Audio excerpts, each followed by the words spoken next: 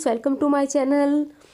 आपको पता है अपन साइंस पढ़ रहे थे। साइंस का जो क्लास 10 थे उसके सेकंड चैप्टर है सार, अम्ल, अम्ल सार और लवण, वो पढ़ रहे थे। और इतना डिटेल से अपन ने अच्छे से कवर किया है। सारे बुक के अंदर वाले क्वेश्चंस, पीछे वाले जो क्वेश्चंस है वो सारे ले लिए हैं। और एक्स्ट्रा क्वेश्चंस भी मैंने बुक के अंदर से इस नोट्स में बनाए हैं, वो भी मैंने काफ़ी आपको करवा दिए हैं। और अब ये लास्ट सेशन रहेगा इस चैप्टर का, इसमें सारे जो कवर हो जाएंगे।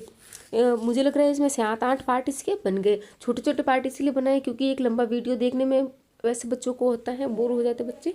छोटे छोटे आप देखते रहो और रिवाइज करते रहो। 20 क्वेश्चन है कि विरंजक चूर्ण, अपन को पता, अभी अपन ने विरंजक चूर्ण पढ़ा था, जिसको क्या बोलते हैं, विरंजक। ये देखो, रंजक भी बोलते हैं, रंजक।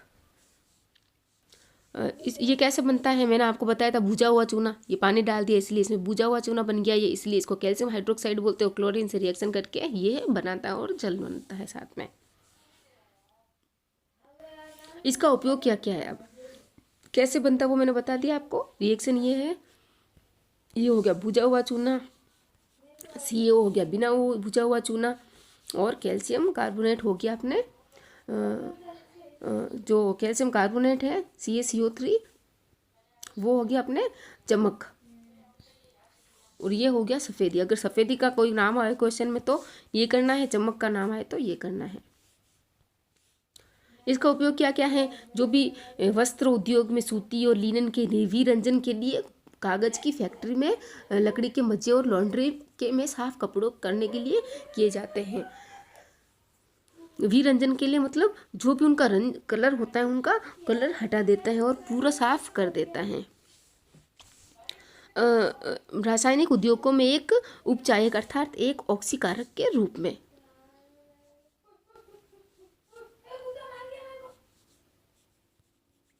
ऑक्सीकारक के रूप में पीने वाले जल को जीवाणु से मुक्त करने के लिए रोगाणुनाशक के रूप में भी इसका उपयोग किया जाता है। देखो 3 है, कपड़ा उद्योग में, और एक ऑक्सीकारक के रूप में,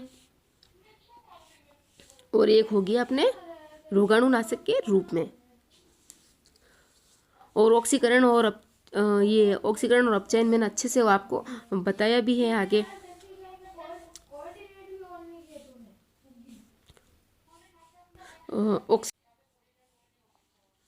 लिटमस पत्र कहाँ से प्राप्त होते हैं, ये थेलोफाइटा समूह के लीचेन पौधे से प्राप्त होते हैं। लाइकेन भी इसको बोलते हैं, लाइचेन भी बोलते हैं। ये थेलोफाइटा के समूह से प्राप्त होते हैं। इससे लिटमस पेपर अपने बनाए जाते हैं।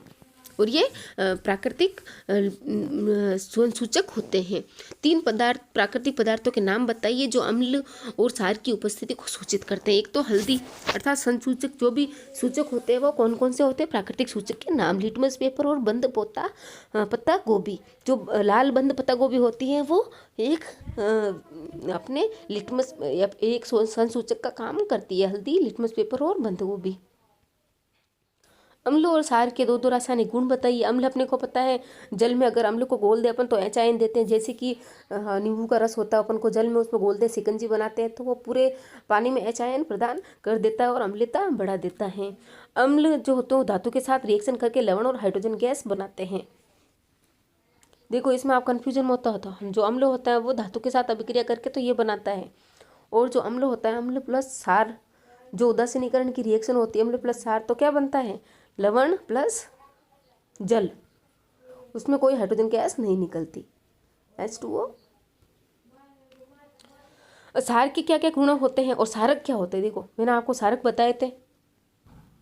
और क्षार जो जल में घुलनशील होते हैं वो उनको क्षार कहते हैं। ये जल में घुलनशील है, ये जल के साथ OH आयन प्रदान करते हैं। अगर अपन क्षार को जल में घोलते हैं तो क्या करेंगे, OH आयन प्रदान करेंगे, और जितनी OH आयन की मात्रा होगी वो उतना ही क्षारीय कहलाता है। और क्षार जो होते हैं वो भी सेम है इनका, हाइड्रोजन गैस और लवण, जैसे अम्ल में हुआ था वैसे ही क्षार में होता है।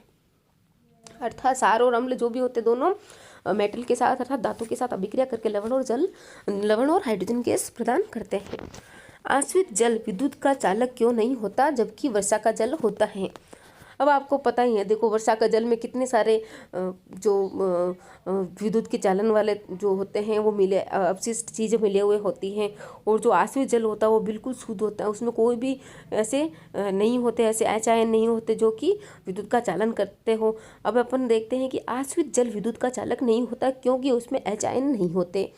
आश्रित जल होता है वो उदासीन होता है, जबकि जो वर्षा का जल होता है वो इसकी प्रकृति दुर्बल अम्लीय होती है। अब दुर्बल अम्ल क्या होते हैं, जो 7 हो गई पीएच, ये जो 6 या 7 के आसपास हो गए वो दुर्बल अम्ल कहलाते हैं, या 5 ये दुर्बल अम्ल कहलाते हैं।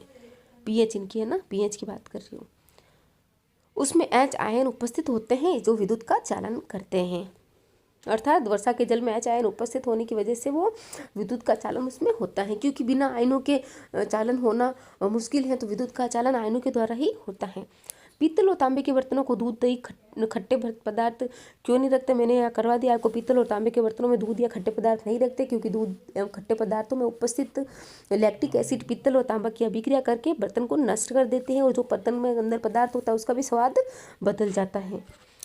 कोई धातु ए तनु हाइड्रोक्लोरिक अम्ल से रिएक्शन करता है, देखो जैसे जैसे बोला वैसे लिख लो। ये है धातु, कैल्शियम ले लिया अपन ने, ये अम्ल ले लिया, हाइड्रोक्लोरिक अम्ल हो गया, ये धातु हो गई, ठीक है।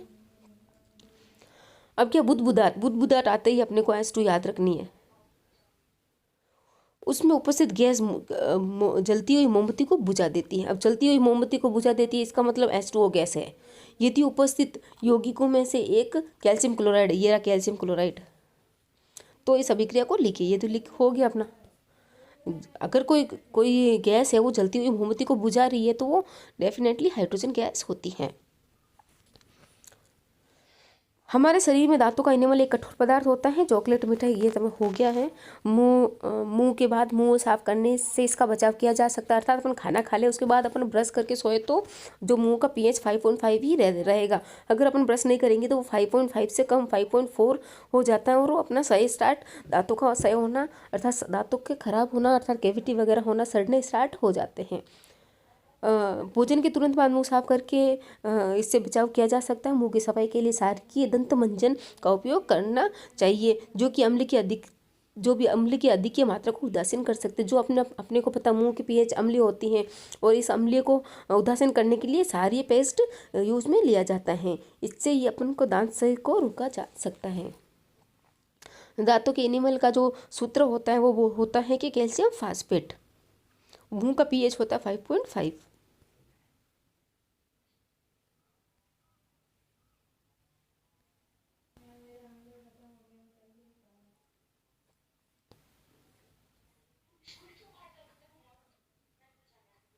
Okay friends, thank you.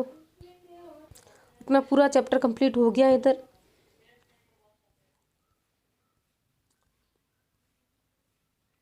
बहुत ही अच्छे से मैंने सारे नोट्स करे हुए हैं, अच्छे से आप कवर कर लेना। एक बार नोट से पढ़ लो, फिर अपन और बुक्स में से भी अपना एक और देख लेंगे एक बार, क्योंकि उसमें डायग्राम दे रखी, इसमें मैंने डायग्राम थोड़े कम लिए हैं।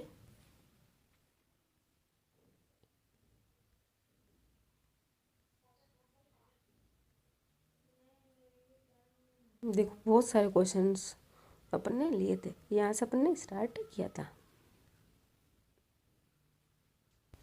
Thank you friends.